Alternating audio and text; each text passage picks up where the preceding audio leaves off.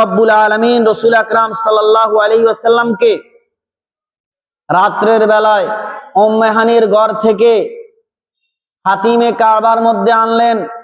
ওখান থেকে শক্কে সদর অর্থাৎ সিনাস চাক যেটাকে আমরা বলি অর্থাৎ ওপেন চার্জারি করার পরে উনার দিলকে ধৌত করে এরপরে ঈমান ও হিকমত দ্বারা ভরপুর করে ওখান থেকে বোরাকের মাধ্যমে সফরে নিয়ে গেলেন। সফর করতে করতে পথে অনেক ঘটনা ঘটেছে, যেটা ইতিপূর্বে আপনাদেরকে আলোচনা করে শুনিয়েছি। এরপরে রাসূল আকরাম সাল্লাল্লাহু আলাইহি ওয়াসাল্লাম আসলেন বাইতুল মাকদাসের মধ্যে। বাইতুল মাকদাসে আসার পরে ওখানে অসংখ্য নবী রাসূলদের সাথে পরিচয় হওয়ার পরে এরপরে কিছু টিফিন ও সারার পরে হুরদের সাথে পরিচিত হওয়ার পরে দোজখের দারোগার সাথে পরিচিত হওয়ার পরে রাসূল আকরাম সাল্লাল্লাহু আলাইহি ওয়াসাল্লাম নামাজের ইমামতি করলেন। এর ইমামতি করার পরে রাসূল আকরাম সাল্লাল্লাহু আলাইহি ওয়াসাল্লাম ইমামতি করলেন। এরপরে সমস্ত আম্বিয়া কেরামের মধ্যে থেকে যারা নির্বাচিত ছিলেন তাদের মধ্যে থেকে কিছু নির্বাচিত আম্বিয়া কেরাম বক্তব্য দিলেন, খুতবা দিলেন, সংক্ষিপ্ত খুতবা দিলেন। তার মধ্য থেকে সর্বপ্রথম যিনি খুতবা দিয়েছেন তিনি হলেন, কথা না বললে একটু ভালো হয়,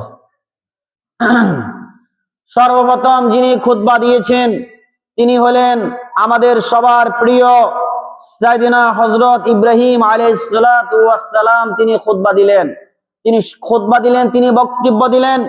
বক্তব্যের শুরুতে সর্বপ্রথম আল্লাহ পাক রব্বুল আলামিনের গুণগান বয়ান করলেন, আল্লাহ পাকের হামদ ও সানা বয়ান করলেন। আল্লাহ পাক রব্বুল আলামিনের প্রশংসা গুণগান করার পরে এরপরে তিনি বলেন সমস্ত প্রশংসা আল্লাহ পাক রব্বুল আলামিনের, যে মহান রব্বে কায়নাত রব্বুল আলামিন আমাকে খলিল রূপে উপাধি দিয়েছেন, আমাকে খলিল বানিয়েছেন, আল্লাহর বন্ধু বানিয়েছেন। এবং কি আল্লাহ পাক রব্বুল আলামিন সমস্ত হুকুম আহকাম, শরীয়তের হুকুম আহকাম গুলা আমার অনেক জীবদ্দশায় যে ঘটনাগুলো ঘটেছে ওই ঘটনাগুলো আল্লাহ পাক রব্বুল আলামিন শরীয়ত বানিয়ে দিয়েছেন। কে? আল্লাহ পাক শরীয়ত বানিয়ে দিয়েছেন। মিল্লাতা আবিকুম ইব্রাহিম ওয়া সাম্মাকুমুল মুসলিমিন, ইব্রাহিম আলাইহিস সালামের মিল্লাতের উপর আমরা আছি, এটাকে ইসলাম নামে আল্লাহ পাক রব্বুল আলামিন আখ্যায়িত করে দিয়েছেন। এরপরে ইব্রাহিম আলাইহিস সালাম বললেন আল্লাহ পাক রব্বুল আলামিন আমার দ্বারাই বাইতুল্লাহ নির্মাণ করে দিয়েছেন এবং আল্লাহ পাক রব্বুল আলামিন আমাকে নমরুদের আগুন থেকে নিষ্কৃতি দান করেছেন।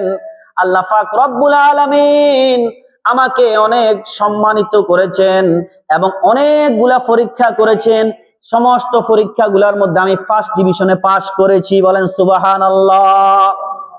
শেষ পর্যন্ত আমার কলিজার টুকরা হযরত ইসমাইলকে জবাহ করতেও আমি আল্লাহ পাকের পরীক্ষায় দ্বিধাবোধ করি নাই। এরপরে যখন ইব্রাহিম আলাইহিস সালামের খুতবা শেষ হলো, সংক্ষিপ্ত বক্তব্য শেষ হলো, এরপরে বক্তব্যের জন্য ডাকা হলো। বক্তব্য দিলেন হযরত মূসা আলাইহিস সালাম। তিনি আল্লাহর প্রশংসা করলেন। তিনি বললেন সমস্ত প্রশংসা ওই মহান রব্বুল আলামিনের, যিনি আমার সাথে কথা বলেছেন, আমার সাথে দুনিয়াতে স্পেশালি কথা বলেছেন, তুর পাহাড়ের মধ্যে কথা বলেছেন। আল্লাহ পাক রব্বুল আলামিন আমাকে তাওরাত কিতাব দান করেছেন। আল্লাহ পাক রব্বুল আলামিন ৭০,০০০ প্রায় বনি ইসরাইলকে ওই ফেরাউনের নির্যাতন থেকে নাজাত দিয়া ফেরাউনের সামুন্ডাকে নীল নদের মধ্যে ডুবাইয়া মেরেছেন। কে? রব্বুল আলামিন মেরেছেন। এইভাবে তিনি খুতবা দিয়ে আল্লাহ পাকের প্রশংসা করলেন এবং যে করুণাগুলা আল্লাহ পাক ওই নবীর উপর করেছেন, যে দয়াগুলা করেছেন ওগুলা একে একে বয়ান করে শুনাইলেন। এরপরে খুতবা দিলেন হযরত দাউদ আলাইহিস সালাম। আল্লাহ পাকের প্রশংসা করলেন।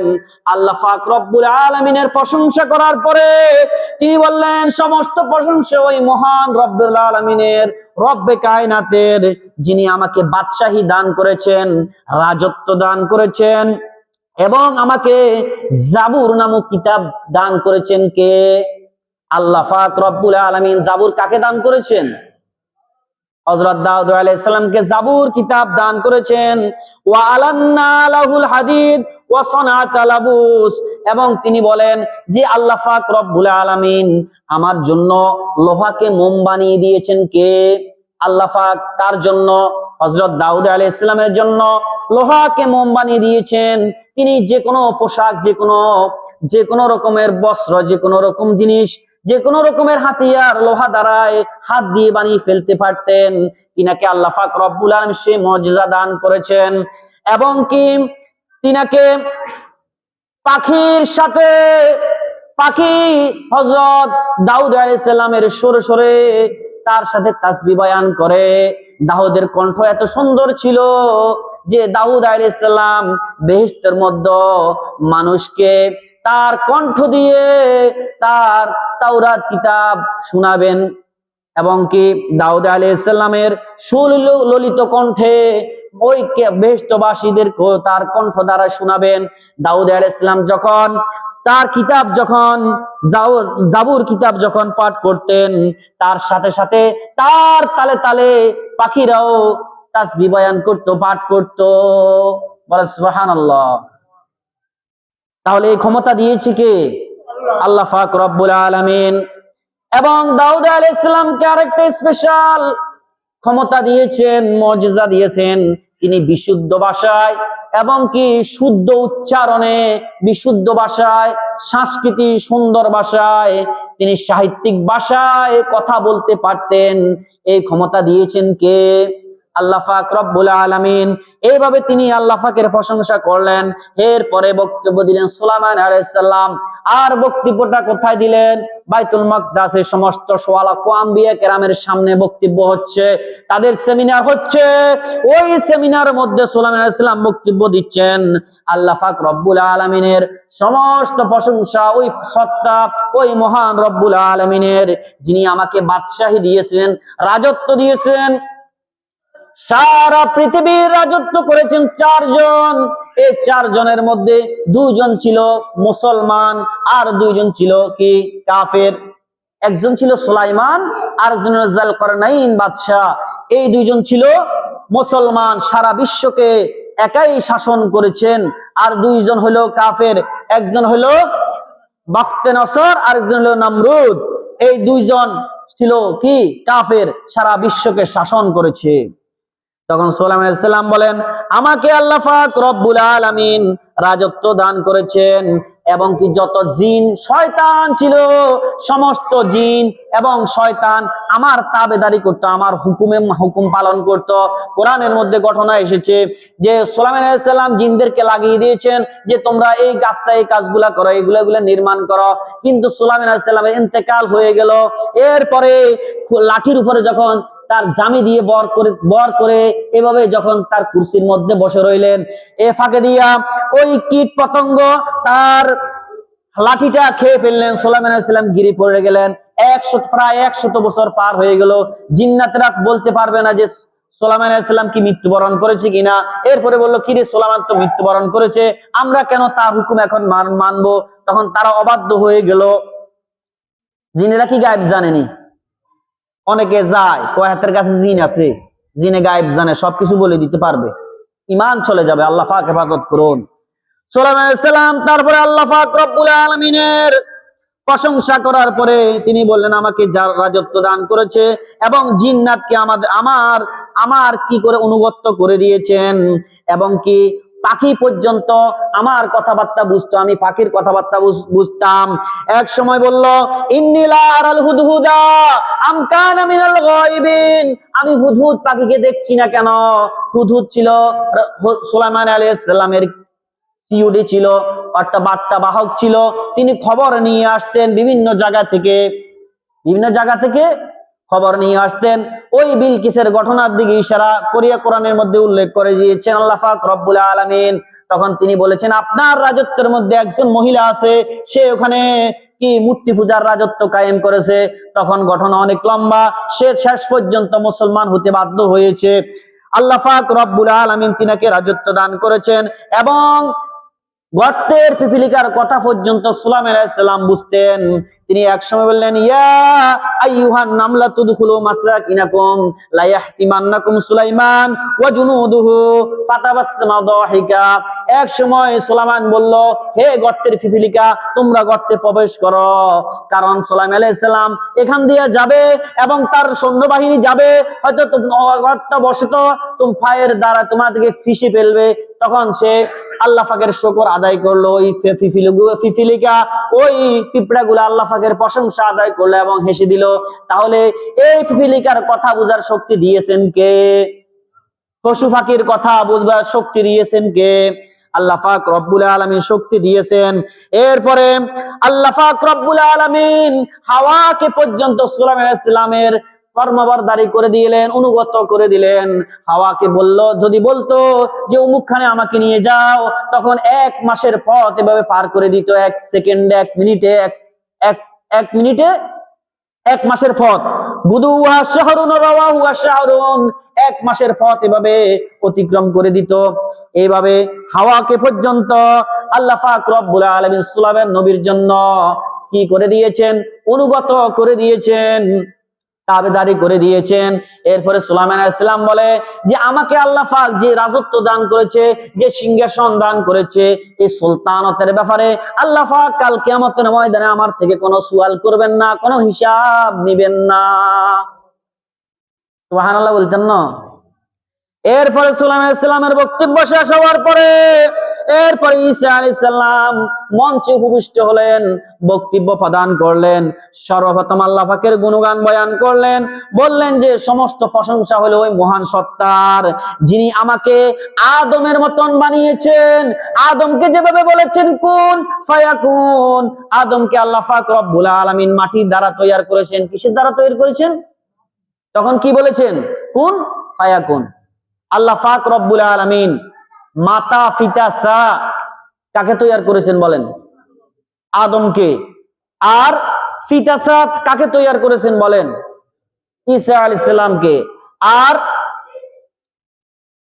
শুধু পুরুষ থেকে মহিলাকে কাকে সৃষ্টি করেছেন বলেন? মা হাওয়া আলাইহিস সালামকে। অর্থাৎ আল্লাহ পাক দেখিয়ে দিয়েছেন যে আমি সব রকমই পারি, আমি কাদিরুল কুদরা, আমি সব রকমই কি পারি। আদমের ন্যায় আমাকে আল্লাহ পাক রব্বুল আলামিন কোন দ্বারা সৃষ্টি করেছেন?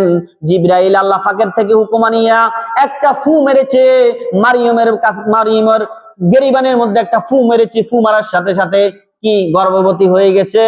এরপরে আল্লাহ পাকের কুদরত ভাবে ঈসা আলাইহিস সালাম জন্মগ্রহণ করেছেন।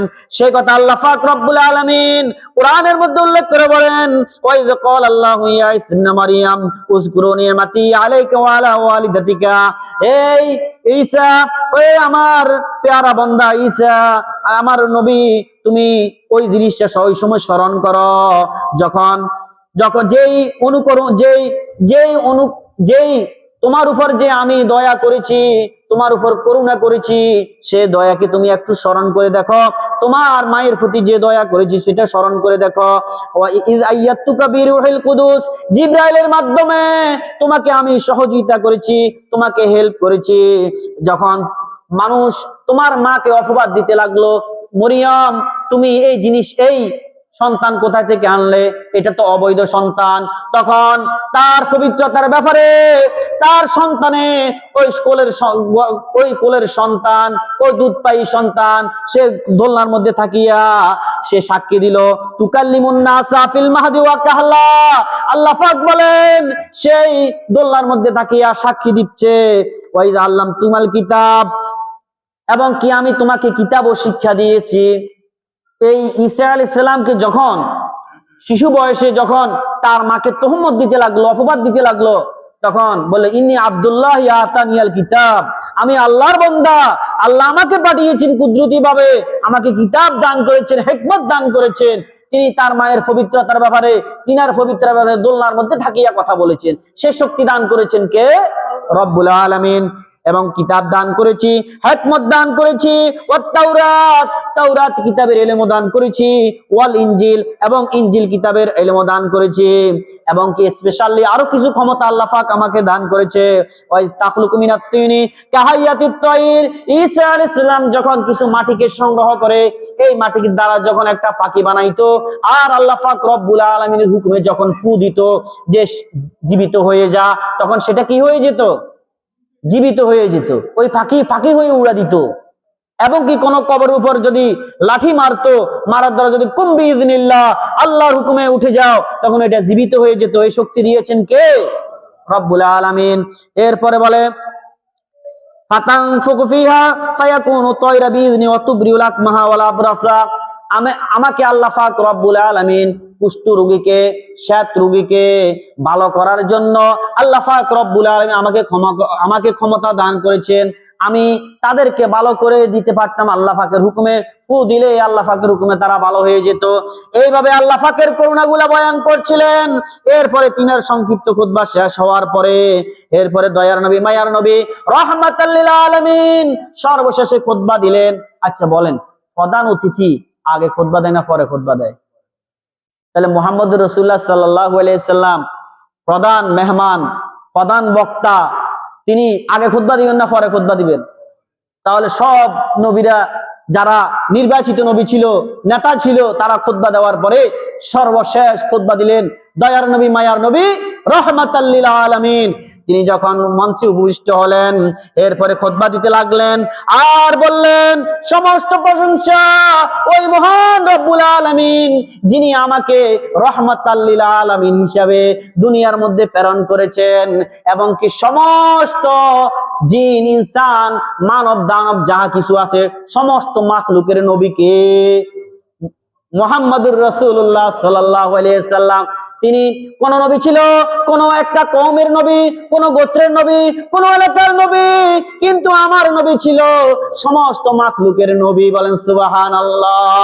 রাহমাতাল লিল আলামিন হিসেবে প্রেরণ করেছেন, নাযীরা ওয়া বাশীরা, সুসংবাদদাতা, এবং কি আখিরাতের ব্যাপারে ভয় প্রদান করনেওয়ালা। এরপরে আমাকে আল্লাহ পাক রব্বুল আলামিন হাবিব বানিয়েছেন। হাবিব আর খলিলের মধ্যে পার্থক্য। হযরত ইব্রাহিম আলাইহিস সালামকে আল্লাহ পাক রব্বুল আলামিন খলিল বানিয়েছেন।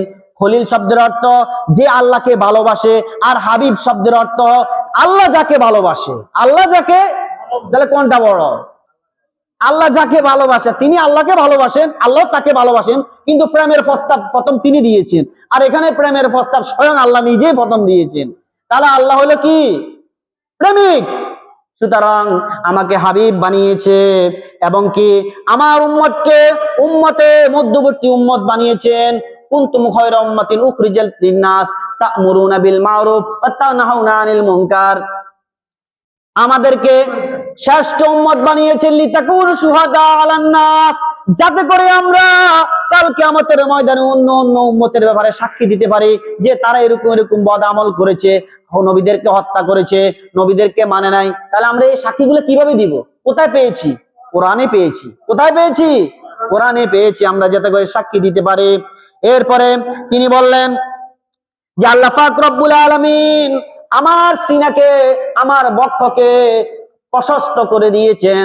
আলাম নাশরাহ লাকা সাদরাক, হে নবী আপনার সিনাকে আমি প্রশস্ত করে দিয়েছি, বড় করে দিয়েছি দ্বীন ইসলাম ধারণ করার জন্য, এবং কি সমস্ত ইলম ধারণ করার জন্য, সমস্ত হিকমত ধারণ করার জন্য, সমস্ত কষ্ট ধারণ করার জন্য, সমস্ত উম্মতের বেদনা লালন করার জন্য আমি আপনার সিনাকে, বক্ষকে কি করে দিয়েছি? প্রশস্ত করে দিয়েছি। এবং কি আমি আপনাকে ওয়ারাফা'না লাকা যিকরাক, আর আপনার প্রশংসাকে আমি সমন্বিত করেছি। যেখানে যেখানে আমি আল্লাহর নাম, সেখানে সেখানে আপনার নামও পাওয়া যাবে। जहां तक है रबूबियत खुदा का वहां तक है नबूबियत मुस्तफा का। যেখানে যেখানে আল্লাহর নাম লেখা হয় সেখানে সেখানে আমার নবী, দয়ার নবী, রাহমাতাল লিল আলামিনের নাম লেখা হয়। বলেন সুবহানাল্লাহ। যেখানে আল্লাহর নাম সেখানে মুহাম্মদুর রাসূলুল্লাহ আছে না নাই? আছে না নাই? লা ইলাহা ইল্লাল্লাহু মুহাম্মাদুর রাসূলুল্লাহ। যেখানে যেখানে আল্লাহর নাম সেখানে সেখানে মুহাম্মাদুর রাসূলুল্লাহর নাম, ঠিক না ঠিক? এরপরে তিনি বললেন যে আল্লাহ পাক রব্বুল আলামিন আমাকে হাউজে কাউসার দান করেছে, ইন্না আতাইনাকাল কাউসার, আমি আপনাকে হাউজে কাউসার দান করেছি, যে হাউজে কাউসারের পানি পান করার জন্য কাল কিয়ামতের মাঠে সমস্ত আম্বিয়া কেরাম আসবে, সমস্ত আম্বিয়া কেরামের উম্মত আসবে, এবং কি নিজের উম্মতরাও পর্যন্ত হাউজে কাউসারের পানি পান করার জন্য তৃষ্ণার্ত অবস্থায় আসবে, ঠিক না ঠিক? এই হাউজে কাউসার ওয়ালাকে মুহাম্মাদুর রাসূলুল্লাহ সাল্লাল্লাহু আলাইহি ওয়াসাল্লাম, আমাদের নবী রাহমাতাল লিল আলামিন, আমাকে হাউজে কাউসার দান করেছেন। এটা আর কাউকে দান করে না, যেটা কিয়ামতের ময়দানে স্পেশালিস্ট আমার জন্যই থাকবে, এটার অধিকার, এটার আধিপত্য একমাত্র আমারই থাকবে। তাই নয়, শুধু সর্বপ্রথম কাল কিয়ামতের ময়দানে শাফাত দান করেছেন কাকে? দয়ার নবী, মায়ার নবী রাহমাতাল লিল আলামিনকে কি দান করেছেন? শাফাত দান করেছেন। জিনার শাফাত পাওয়ার জন্য সমস্ত নবীরা, সমস্ত মাখলুকেরা, কাফের বেঈমান যারাই হোক, তারা বলবে আগে একবার বিচার কায়েম হয়ে যাক, হয়তো জান্নাতে যাই আর জাহান্নামে যে পরে দেখা যাবে, কিন্তু কিয়ামতের ময়দানের কষ্ট আর সহ্য হয় না। এইভাবে তারা বলবে যে ইয়া রাসূলুল্লাহ, আপনি শাফাত করুন। সর্বপ্রথম আদমের কাছে যাবে, আদমের ভুল স্বীকার করবে, ক্রমান্বয়ে ইব্রাহিম, ঈসা, মূসা, এবার সবার কাছে যাবে, সবাই একটা একটা ভুল স্বীকার করবে যে আমি অমুক ভুল করেছি, আমার সাহস হয় না আল্লাহ পাকের কাছে যাওয়ার জন্য। শেষ পর্যন্ত আমাদের নবী মাকামে মাহমুদে আল্লাহ পাক রব্বুল আলামিন এমন এমন প্রশংসা করবেন, আল্লাহ পাক রব্বুল আলামিন কাহার সিফত যে ধারণ করেছেন সেটা কেটে যাবে, এবং কি আল্লাহ পাক রব্বুল আলামিন বলবেন ইসফাতু শাফা, আপনি শাফাত করুন, আপনার শাফাত গ্রহণ করা হবে। সর্বপ্রথম শাফাত করবেন কে? মুহাম্মাদুর রাসূলুল্লাহ সাল্লাল্লাহু আলাইহি ওয়াসাল্লাম যখন এই বয়ানগুলা দিলেন, এরপরে ইব্রাহিম আলাইহিস সালাম তিনি বলে উঠলেন, হে সমস্ত নবীরা, তোমরা শুনে রাখো, এই যা কিছু উপরে উল্লেখ করা হয়েছে, মুহাম্মদ সাল্লাল্লাহু আলাইহি ওয়াসাল্লাম যে বক্তব্য দিয়েছে, তিনি সম্মানিত হওয়ার জন্য, সর্বোৎকৃষ্ট হওয়ার জন্য উপরে উল্লেখিত বক্তব্যগুলাই যথেষ্ট। সুবহানাল্লাহ, তিনি সবার সেরা হওয়ার জন্য যে বক্তব্যগুলো দিয়েছে এটাই কি যথেষ্ট, তিনার উপরে আর কেউ উঠতে পারে না।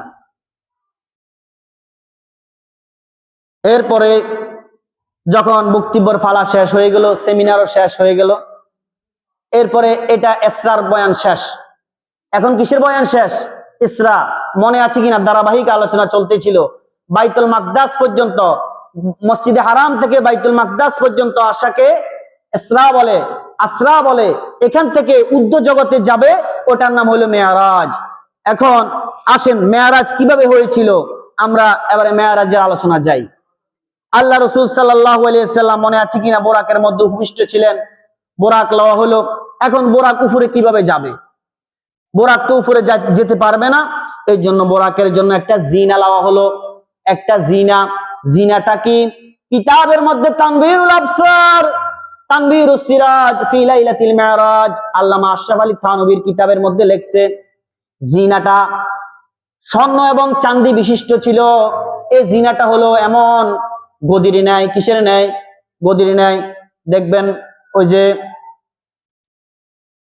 আপনার বরিশাল বোলাটলা ওই দিকের মধ্যে যাইলে বাসগুলাকে ফেরির মধ্যে উঠানো হয়, কারণ নদী পার হইতে হইলে বাস কি চলবে না ওই রাস্তার মধ্যে, তাহলে এটার মধ্যে কি কিসের মধ্যে উঠানো হয়?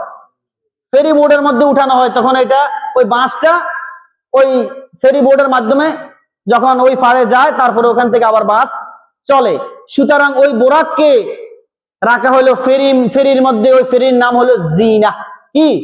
জিনা নামক ফেরির মধ্যে রাখা হলো, কিন্তু রাসূল নিজের আসনেই বসা ছিলেন। কেউ কেউ বলেছেন যে এই জিনাটা ছিল একটা সিঁড়ি, একটা চলন্ত সিঁড়ি ছিল, যেরকম আমরা অনেক লিফট চলন্ত সিঁড়ির মধ্যে উঠি কিনা, বিভিন্ন যে আপনার কি যে কয় হাসপাতালও আছে, আবার যাই মার্কেটও আছে। আর বনি আদমের রূহগুলা উপরে উঠার জন্য যে সিঁড়িটা ব্যবহার করা হয়, ওই সিঁড়ির মধ্যে রাসূল উঠলেন, এরকমও লিখছেন। যাই হোক, যেটাই হোক, বোরাককে ওটার উপর রাখা হলো। এরপরে উর্ধ্ব জগতে রাসূল আকদাস সাল্লাল্লাহু আলাইহি ওয়াসাল্লাম গমন করতে লাগলেন। কিন্তু এখানে একটা প্রশ্ন জাগে, প্রশ্নটা হলো রাসূল সাল্লাল্লাহু আলাইহি ওয়াসাল্লামের মেরাজ সম্পর্কে আল্লাহ পাক রব্বুল আলামিন বলেন সুবহানাল্লাযী আসরা বিআবদিহি লাইলাম মিনাল মাসজিদিল হারামি ইলাল মাসজিদিল আকসাল্লাযী বারাকনা হাওলাহু লিনুরিয়াহু মিন আয়াতিনা ইন্নাহু ওয়াস সামিউল বাসীর।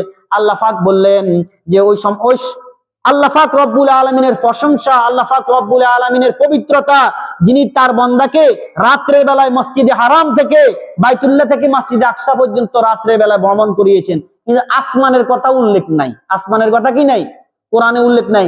কিন্তু মিশকাত শরীফের হাদিস, বুখারী শরীফের হাদিস, মুসলিম শরীফের হাদিস, সহিহ হাদিস দ্বারা প্রমাণিত আসমানে গিয়েছেন। আসমানের কথা কেন উল্লেখ করে না? এখানে একটা হিকমত রয়েছে। হিকমতটা এখন আপনাদের সামনে ইনশাআল্লাহ তুলে ধরবো। যদি সময় থাকে ইনশাআল্লাহ বলবো, না হলে সামনের জুমায় ইনশাআল্লাহ বলবো।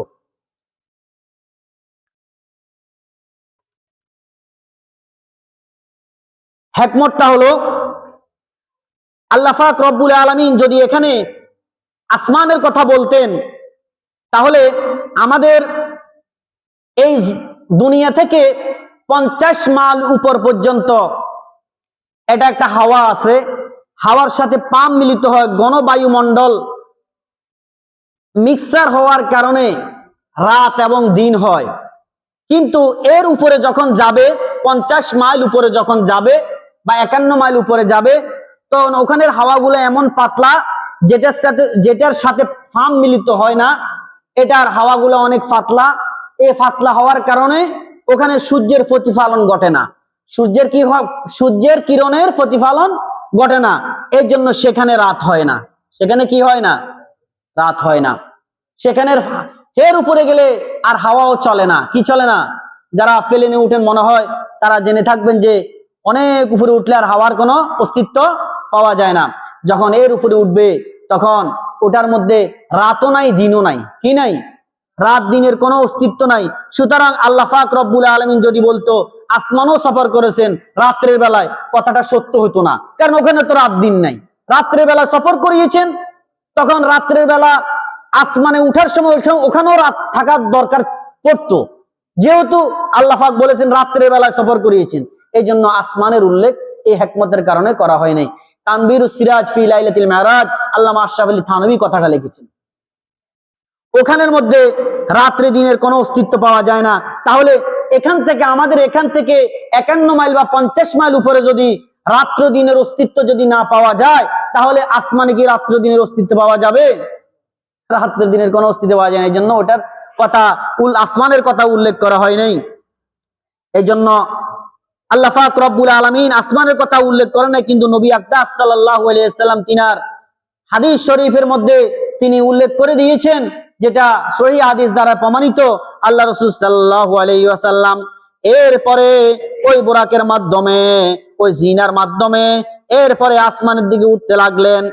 আসমানে যখন উঠতে লাগলেন, এইভাবে আসমানে যখন উঠবেন, তিনি যখন প্রথম আসমানের দিকে রওনা হলেন। প্রথম আসমান এখান থেকে কত দূর? 500 বছরের রাস্তা। এই 500 বছরের রাস্তা কি রকেটে, না বিদ্যুৎ গতিতে, নাকি অন্য গতিতে? এটা আল্লাহ পাকই ভালো জানে। গতিটা কি হবে এটা আল্লাহ পাকই ভালো জানে। 500 বছরের রাস্তা, যাহা মানুষের হায়াতে কুল কিনারা পাবে না। মানুষের হায়াতে কুল কিনারা পাবে না।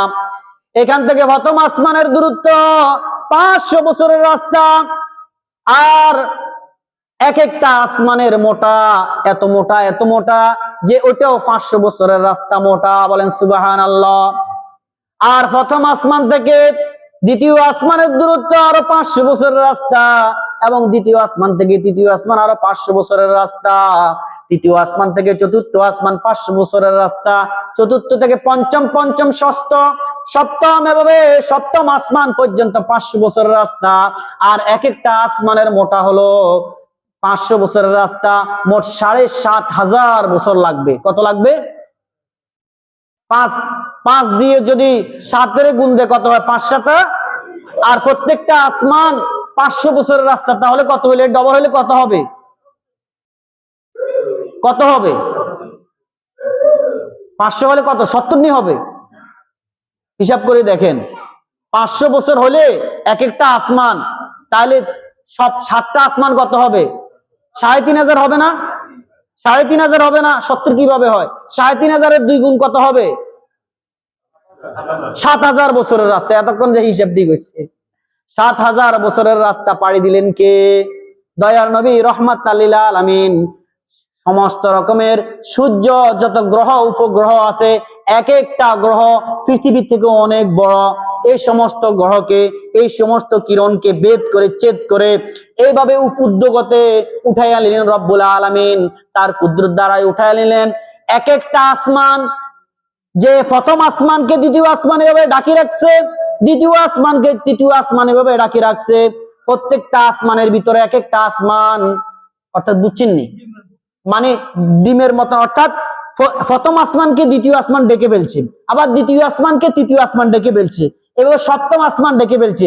আর সপ্তম আসমানকে ডাকছে আল্লাহর আরশ। বলেন সুবহানাল্লাহ। সপ্তম আসমান কি কাই ডাকছে? এখন অনেক মুসলমান বলে আর রহমান ওয়ালাল আরশিস ইস্তাওয়া, আল্লাহ আরশে আছে, আল্লাহ জমিনে নাই। অথচ আল্লাহ পাক রব্বুল আলামিন বলে আইনামা তুওয়াল্লু ফাসাম্মা ওয়াজহুল্লাহ। কোরআনে বলেছেন আল্লাহ যে যেদিকে দেখবে সেদিকে তুমি খোদাকে দেখবে। তুমি আল্লাহ পাক হাজির এবং নাজির, আল্লাহ পাক সব জায়গায় আছেন এবং থাকবেন। তবে আল্লাহর জাত, যেটা অস্তিত্ব, সেটা আমরা জানি না, আমাদের ব্রেনে আসবেও না, কিন্তু আল্লাহ পাক সিফত অনুযায়ী সব জায়গায় আছেন। তো সুতরাং বলেন, আল্লাহ যদি আরশে যদি উপবিষ্ট থাকে, আর আল্লাহর আরশ যদি সমস্ত আসমানকে ডেকে ফেলে, আর আমরা যদি আসমানের নিচে থাকি, জমিনে থাকি, তাহলে আল্লাহ পাক আমাদের সব জায়গায় আছে না নাই? আছে না নাই? তাহলে আর কোন কি মতভেদ প্রয়োজন আছে না নাই? কোন মতভেদের প্রয়োজন নাই। সুতরাং আল্লাহ আরশে আছেন। তবে যেই দিন আরশ ধ্বংস হয়ে যাবেন, আল্লাহ পাক তো আরশ সৃষ্টি করেছেন, যে আল্লাহ পাক আসমান জমিনকে ফি সিত্তাতি আইয়ামিন সুম্মা ইস্তাওয়া আলাল আরশ, আসমান জমিনকে 6 দিনে বানিয়েছেন, এরপরে আরশ বানিয়েছেন। আরশ বানানোর আগে আল্লাহ কোনায় আছিল? সুতরাং আল্লাহ যেখানে যেভাবে থাকা দরকার, আল্লাহ ওইভাবে আছে। যেদিন আসমান জমিন সবকিছু ধ্বংস হয়ে যাবে, আল্লাহ যেভাবে থাকার দরকার ওইভাবে আছেন। এটা নিয়ে আমাদের গবেষণার কোনো বিষয় নাই। আল্লাহ যেভাবে থাকার দরকার আমরা মেনে নিয়েছি, বস শেষ। যাই হোক।